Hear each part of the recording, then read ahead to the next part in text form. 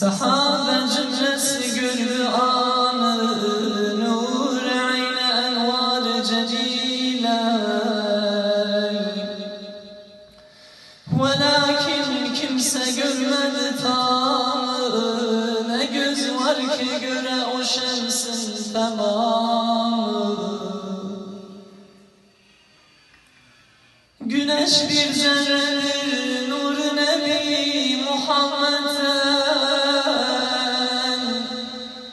ne takat ne göz ne göre o celile. Görünmezdi o mahbub ilahi, görürdü herkes takva miktarı kafi.